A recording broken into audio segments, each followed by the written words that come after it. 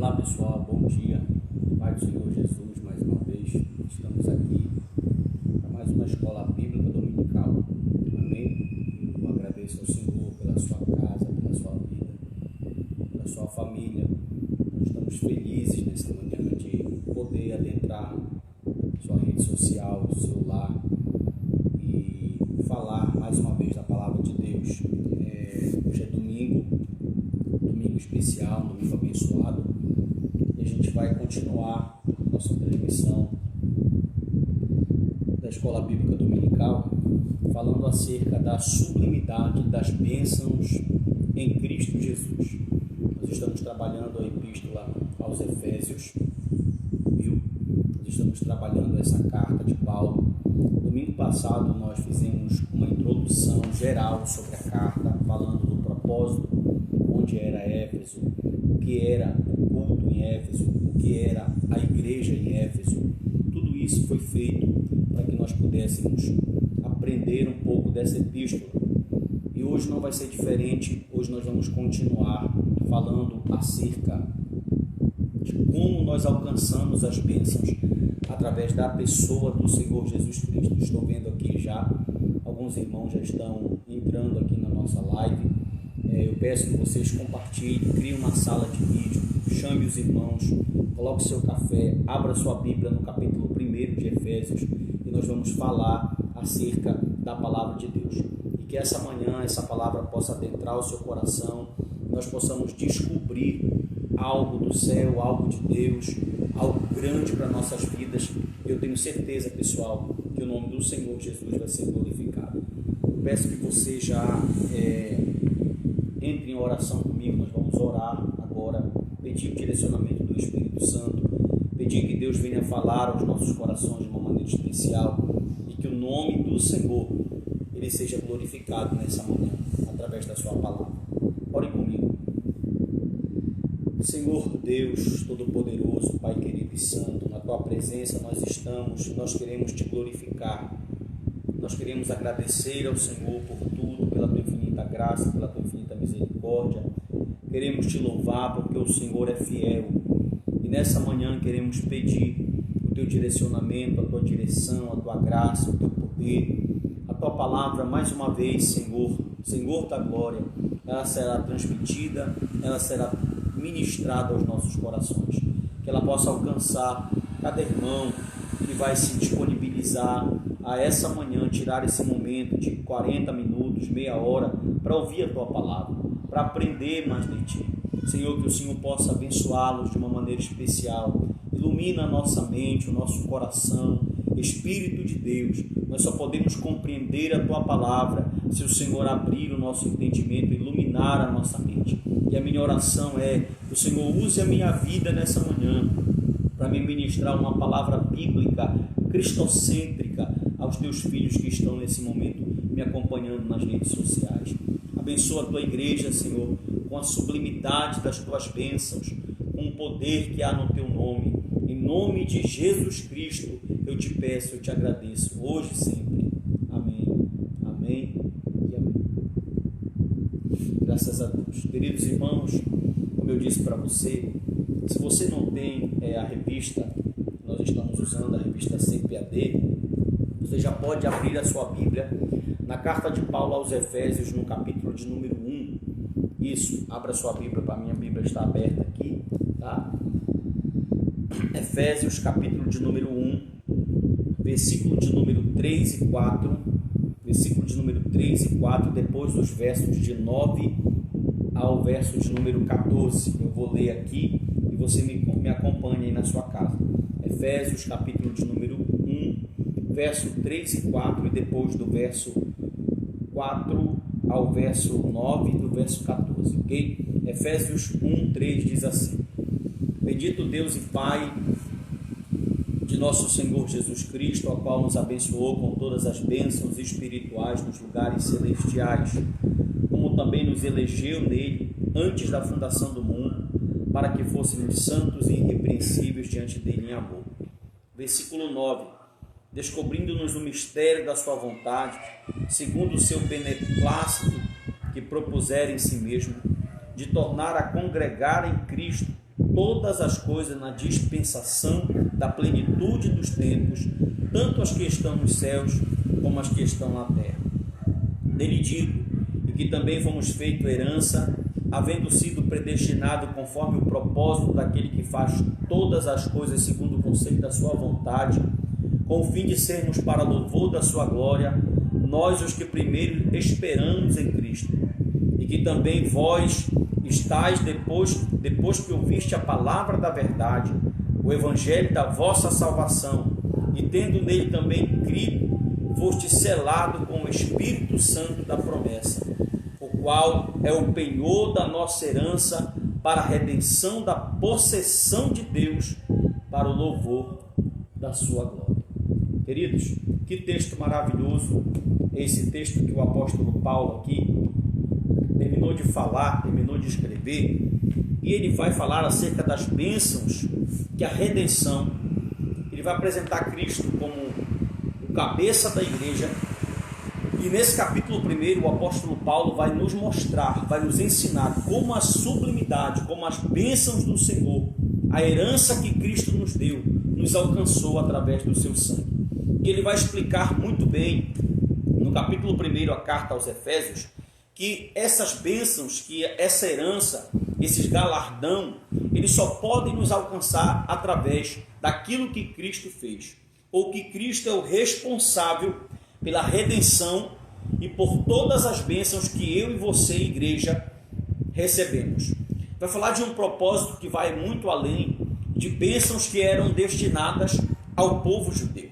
Ele vai dizer que outrora ele e os judeus eram somente eles que eram os remetentes dessa bênção, mas agora ele usa o pronome vós, a igreja, nós também recebemos através do sacrifício vicário, expiatório, substituto de Cristo, a redenção, a bênção. Falando de bênção, nós podemos colocar bênçãos espirituais que vão muito além das bênçãos materiais. O que Paulo está trabalhando principalmente não é o fato de você mudar de condição financeira, mas é o fato de você receber redenção, algo que o dinheiro não pode tirar. Ok? Vou desligar aqui que estão falando do ruído do ventilador. Só um minuto.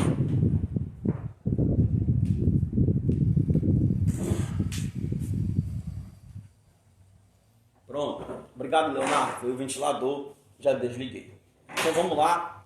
Preste atenção comigo, nós vamos trabalhar o capítulo 1. Pegue sua Bíblia, por favor, e abra comigo no capítulo 1 de Efésios e vamos ver.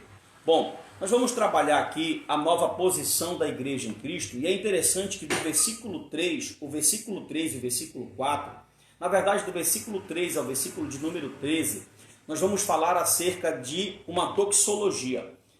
Paulo vai unir um hino, um cântico espiritual, uma adoração. Isso é comum nas epístolas paulinas, inclusive Filipenses, capítulo de número 2. Vamos entender que também ali há uma doxologia. O que seria então uma doxologia? Paulo vai fazer em forma de cântico isso aqui, né? Vai explicar em forma de cântico, numa adoração a Deus, como as bênçãos do Senhor Jesus Cristo nos alcançam verdadeiramente. Ele vai começar então louvando ao nome do Senhor com uma doxologia muito grande. E é interessante que o versículo 4, 5, 6, 7, 8 a 12 e 13 da epístola vão estar mostrando justamente o que foi que a redenção de Cristo trouxe para cada um de nós.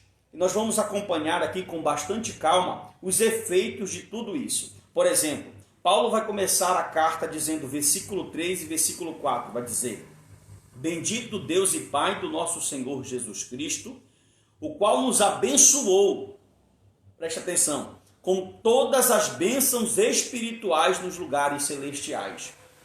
Cristo é o responsável por pegar as bênçãos espirituais, segundo Paulo, e aplicar na nossa vida. Ou nós só podemos, escute isso, que isso é muito interessante, e também fala da questão da soteriologia. Nós só podemos receber algo de Deus, bênçãos espirituais, por intermédio de Cristo. Essa redenção e esse ganho só vem por intermédio do cabeça. As bênçãos de Deus para a igreja são através de Jesus Cristo, que é o cabeça da igreja. Preste muito bem atenção. O verso 4 ele continua dizendo, olha, como também nos elegeu nele antes da fundação do mundo, para que fôssemos santos, isso é muito importante, e irrepreensíveis diante dele em amor. Primeiro ponto das bênçãos espirituais. No versículo de número 4, Paulo diz que há uma eleição.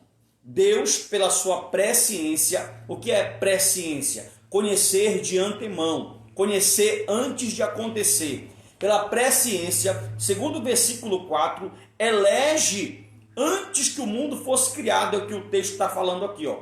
Porque também nos elegeu nele antes da fundação do mundo. O propósito de Deus, que coisa linda, irmão, é separar um povo santo, para que esse povo que vai ser santo e irrepreensível, receba dele, de Deus, as bênçãos através do seu Filho Jesus Cristo. Nós já podemos observar que as bênçãos de Deus não é para qualquer pessoa. E nós estamos falando de uma bênção que excede um carro, uma casa, um bem material, uma poupança cheia. Nós estamos falando de bênçãos espirituais.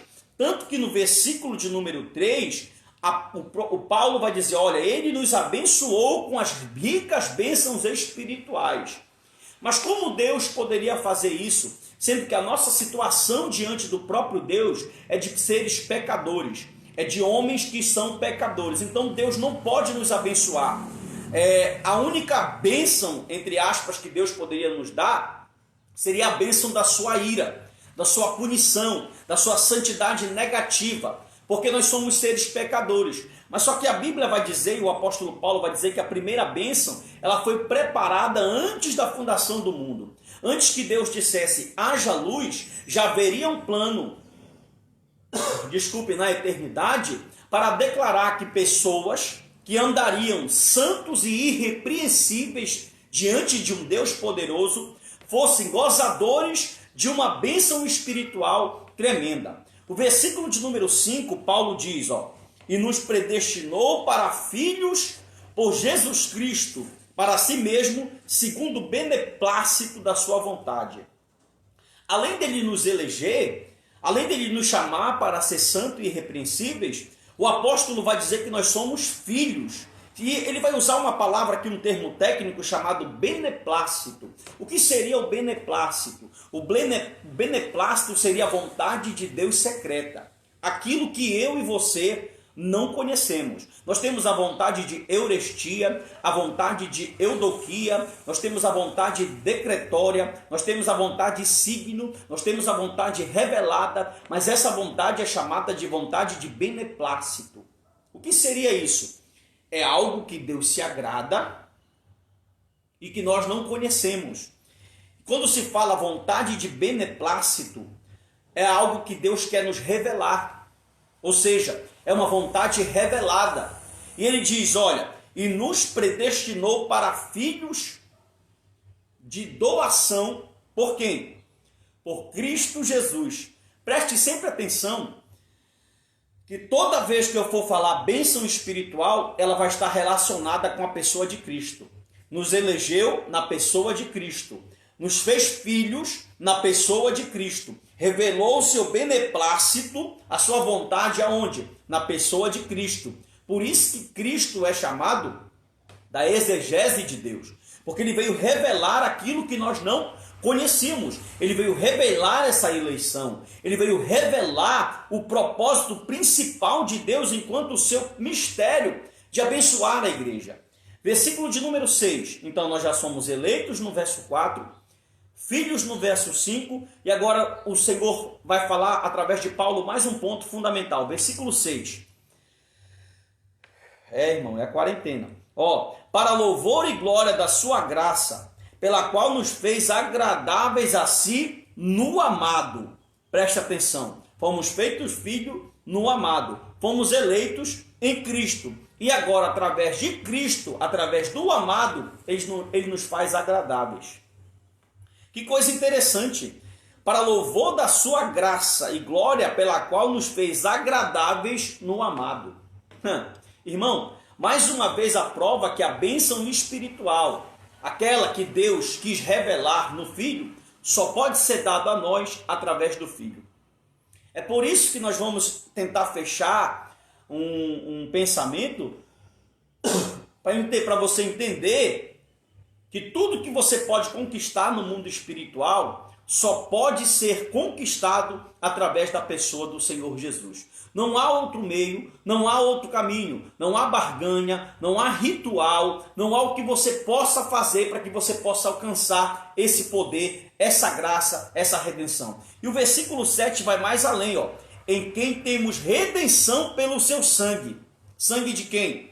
De Cristo, eleito em Cristo, filho em Cristo, agradável no amado, e agora você tem redenção no seu sangue. Do versículo de número 8 ao versículo de número 12, o apóstolo Paulo vai dizer o seguinte: ele nos acolheu por sua vontade e nos revelou a palavra da verdade. Em quem? Em Cristo. E o versículo de número 13, ele vai dizer: e nos selou com o Espírito Santo da promessa. Comece a entender comigo a Trindade Santa já trabalhando no propósito de salvação. O autor aqui da revista vai ser infeliz lá no tópico final, e a gente vai tentar refutar biblicamente falando, quando ele coloca o Espírito Santo como terceira pessoa da Trindade. E o Espírito Santo não é terceira pessoa da Trindade. Esse conceito não é bíblico. Não existe primeira pessoa, segunda pessoa ou terceira pessoa. Quando você fala primeiro Pai, segundo Filho e terceiro o Espírito, você está subordinando o Filho ao Pai e subordinando o Espírito, tanto ao Filho quanto ao Pai. E esse conceito ele cai na base bíblica porque um glorifica o outro e um trabalha com um papel diferente. O Pai é Deus, o Filho é Deus, o Espírito é Deus. Em essência são o mesmo Deus, com a mesma glória, com o mesmo poder e com a mesma unção. E quando nós falamos que o Pai é a primeira pessoa e o Filho é a segunda pessoa, dá a entender que é uma subordinação, tanto de poder como de obediência. E esse é um contexto que os testemunhas de Jeová usam, que não dão divindade nem ao Filho e muito menos ao Espírito Santo. Então vamos prosseguir. Agora, nós temos uma nova condição. João capítulo 1, versículo 3 e Hebreus capítulo 5, versículo 9, capítulo 9, versículo 12, vai dizer que por causa de Cristo, todos esses benefícios que eu acabei de citar para você, nós só gozamos por causa daquilo que Cristo fez na cruz. Então, e o próprio Paulo vai dizer em Efésios capítulo de número 2, que não é o capítulo dessa aula, no versículo 8 e 9, pela graça sois salvos mediante a fé, e isso não vem de vós, é dom de Deus, e ele complementa dizendo, não de obras para que ninguém se glorie. Então ele tira a salvação da responsabilidade humana, de méritos humanos, de eleição condicional, porque aqui ele fala o capítulo 1 todinho, querendo você ou não acreditar, mas é só você ser fiel ao texto, há uma eleição incondicional. A salvação é dada porque Cristo quis nos revelar a glória de Deus. E não que nós procurássemos um Deus, porque a nossa situação diante de Deus, como ele diz no capítulo 2, no versículo 1, é que nós somos mortos, e ele diz assim, ó, e ele vos vivificou, estando vos mortos em delitos e pecados. Aí eu pergunto para você, como um morto espiritual, nós, raça, homem, podemos procurar um Deus? Tem que haver uma ação regenerativa, tem que haver um selo do Espírito Santo, tem que haver uma ação no mundo espiritual para que eu e você pudéssemos ou possamos procurar algo através da salvação. Aí ele vai dizer o seguinte, ó, a nova condição seria, nós só temos as bênçãos espirituais baseadas no sacrifício e na morte de Cristo. É por isso que só há um intermediador entre Deus e os homens. Por isso que Cristo abriu a boca e disse, eu sou o caminho, a verdade e a vida, e ninguém vem ao Pai a não ser por mim. Paulo vai fechar, e nesse sentido ele será exclusivista verdadeiramente, e vai quebrar com o ecumenismo, onde todas as religiões levam a Deus, onde no fundo todo mundo será salvo, onde no final todo mundo terá um encontro negativo. Paulo vai fechar com todas as outras religiões do planeta Terra e vai dizer que a única maneira de você e de mim ser salvo é através da redenção que há no sangue de Cristo. O versículo de número 7 ele vai dizer: temos redenção no seu sangue. 6. Somos agradáveis no amado. 5. Somos feitos filhos em Jesus. 4. Ele nos elegeu antes da fundação do mundo para sermos santos e irrepreensíveis, que é uma palavra-chave no contexto desse capítulo 1. Então, olhe só. Estou respirando aqui porque é a quarentena. Baseado nessa condição, existe uma vida cristocêntrica nesse mundo. O versículo 9 vai falar algo muito interessante. Preste atenção, vou ler aqui. Verso 9. Descobrindo-nos o mistério da sua vontade, segundo o seu beneplácito. Você já sabe que beneplácito é vontade secreta que foi revelada. Segundo o seu beneplácito que propusera em si mesmo. Olha só, o que seria esse beneplácito? Esse beneplácito seria, como eu disse outra hora, a vontade, isso, muito bem, monergismo, único que salva. Olha só, esse beneplácito seria o quê? Seria a vontade secreta que foi revelada. Aonde? Deus revelou a sua vontade através de Cristo Jesus para nós gentios e principalmente também através da sua palavra. A palavra de Deus, aquilo que Ele quer que seja revelado, foi revelado. Foi revelado na pessoa de Cristo para que nós pudéssemos ter acesso a essas bênçãos espirituais. Escute isso, isso é muito forte. Quando há um plano de salvação e você foi escolhido por Deus para ser salvo, você já goza no mundo espiritual. Olha isso. Você já é abençoado antes mesmo de saber. Como assim? A própria Bíblia vai dizer que Ele nos abençoou, versículo 3, com todas as bênçãos no mundo espiritual. Então, sem você saber, você é salvo, santo e irrepreensível. Você já é abençoado. Só que você só consegue tomar posse dessa bênção como? Em Cristo. Deus já nos abençoou. A bênção já foi liberada. Mas a bênção só pode ser, você só pode concretizar essa bênção através da pessoa do Senhor Jesus. Porque Ele é o meio, Ele é a escada entre Deus e o homem, entre homem e Deus. Sem Cristo Jesus, você só vai ficar sabendo que já é abençoado. Mas as bênçãos não se materializarão na sua vida. Então as bênçãos espirituais, principalmente salvação, quando eu falo redenção, eu falo salvação, ela só pode se concretizar na sua vida se você conhecer a pessoa de Cristo Jesus e estiver dentro do propósito que Ele decretou para nós.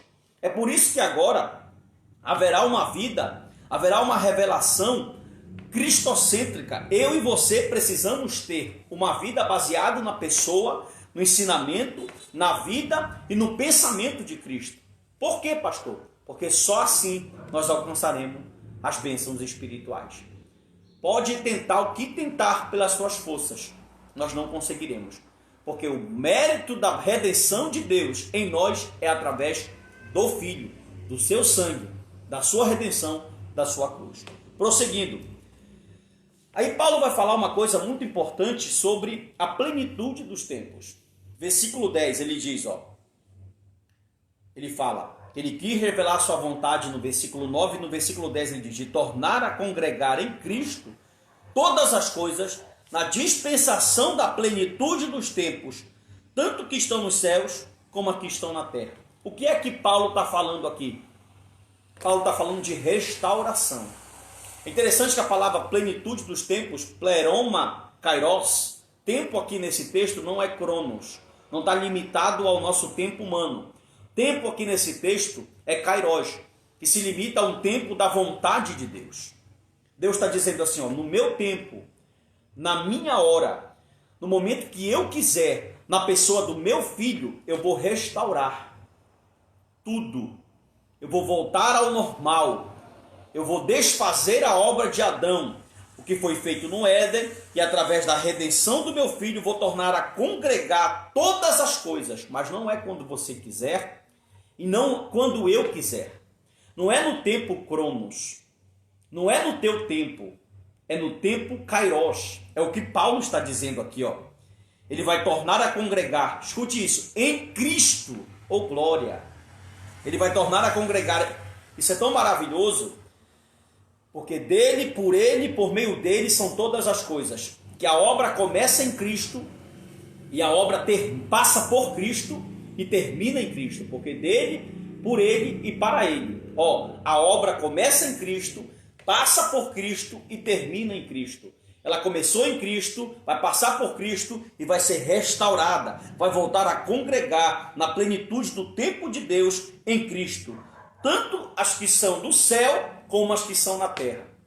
O poder de Cristo, o beneplácito de Deus revelado em Cristo, a vontade secreta de Deus em Cristo é tão forte, irmãos, que Cristo será o meio a qual tudo será restaurado. E o autor vai tão além que ele não fala só de uma restauração aqui, ele fala restauração dos céus e da terra. Ou seja, será tudo restaurado na pessoa do Senhor Jesus. Aí eu passo a falar que no verso de número 11 ao verso de número 13, tem algo que nos interessa muito aqui. Nós já estamos terminando a nossa lição. Mas do verso 11 ao verso 13, tem algo que nos interessa muito, principalmente no verso 11 e no verso 13. O que, pastor Narciso? O louvor da sua glória. Paulo vai dizer que outrora, no verso 11, está escrito aqui, que somente ele usa nós quem? Eu e os judeus éramos merecedores, ou estávamos dentro do parâmetro dessa glória. Só que no versículo de número 13, ele vai dizer, em que também vós que estáis, olha isso, irmão, vós que estáis depois que ouviste a palavra, ele disse, outrora, a palavra, essa redenção, esses critérios, essas bênçãos, só alcançavam eu e o meu povo. Mas agora vós, igreja, aleluia, nós, irmão, que ouviram a palavra, sabe quem te deu o poder para que você conhecesse todos esses mistérios? Esse livro aqui, ó. Ele fala no verso 13, você pode ler. Em que também vós estáis, depois que ouviste a palavra da verdade, o evangelho da vossa salvação, e também tende crido, ó, a palavra que você ouviu, o evangelho que foi pregado, você adquiriu como fé para a sua vida, te colocou aqui como responsável de todas essas condições que eu estou explicando. Que maravilha! O evangelho de Cristo Jesus nos fez responsáveis em crer em tudo isso que está sendo falado, que está sendo pregado, que está sendo dito. E agora, porque nós cremos na palavra, no evangelho, essas condições não alcançam só judeus. Ela alcançam você, eu. Ela alcança os gentios, ela alcança a igreja. Porque Paulo está mostrando que agora nós somos selados. Selados com o quê? Com o Espírito. Aí ele vai falar, ó, o Espírito Santo, ele é o penhor. Essa palavra penhor é a palavra grega arrabon, que significa garantia. Paulo está dizendo que agora nós somos selados.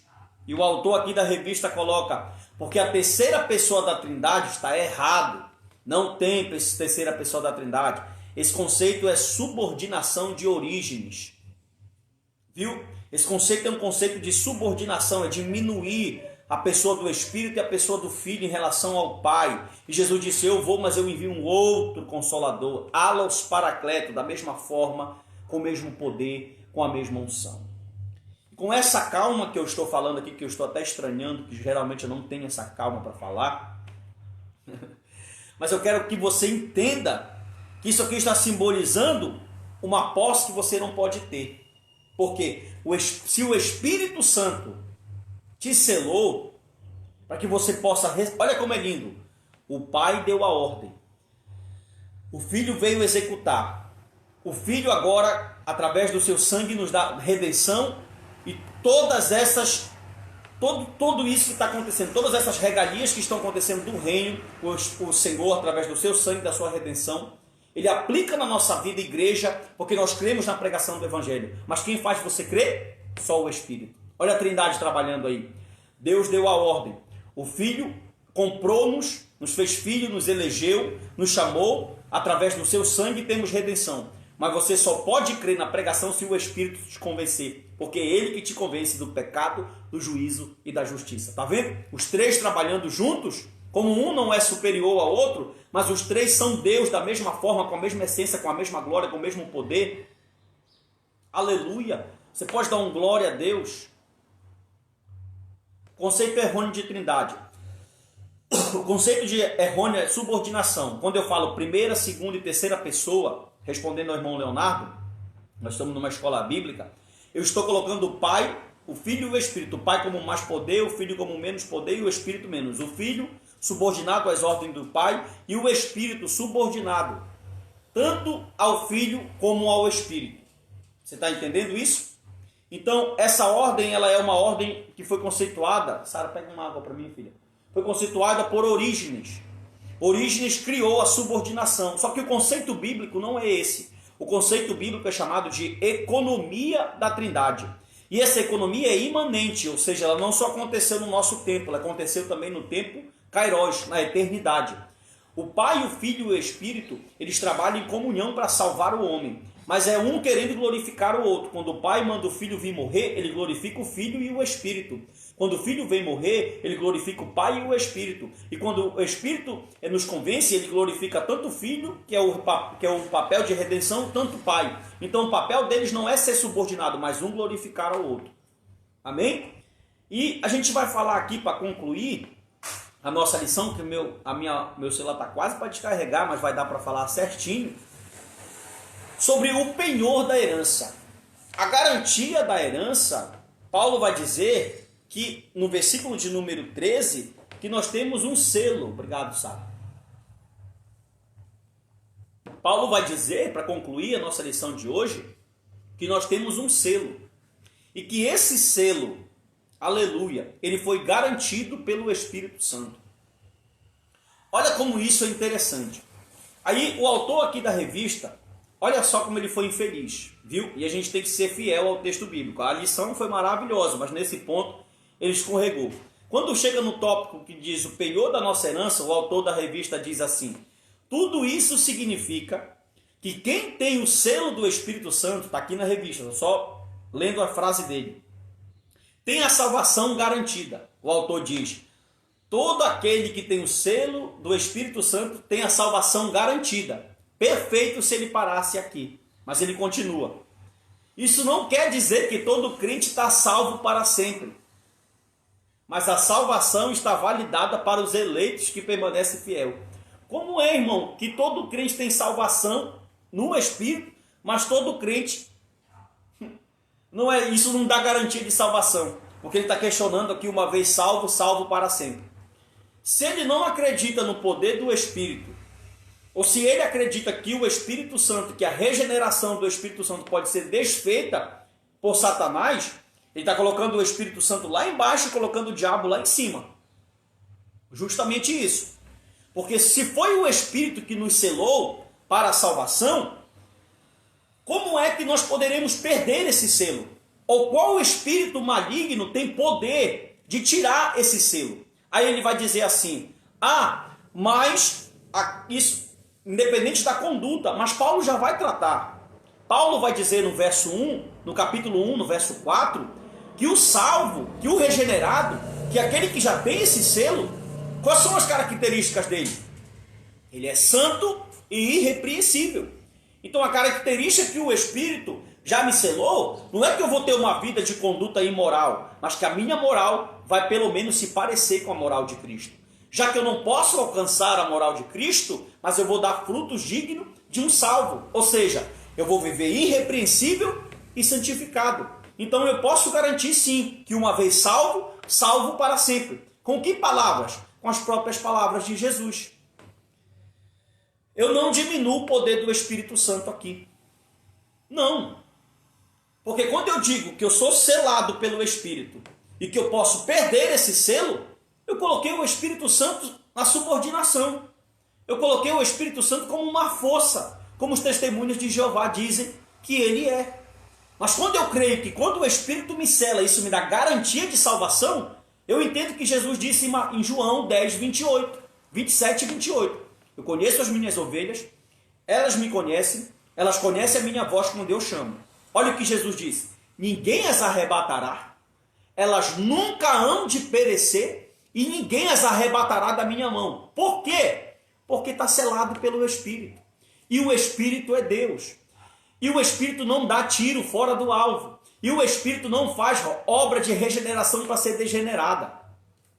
A lição estava ótima. Só que aqui no final ele escorrega, dizendo que eu posso ser salvo hoje. E amanhã, eu posso ter o selo do Espírito hoje. E amanhã esse selo pode ser tirado. E isso depende ou do diabo ou de mim mesmo, que é pior ainda. Se essa garantia desse selo está baseada nas minhas vontades, eu e você já estamos condenados.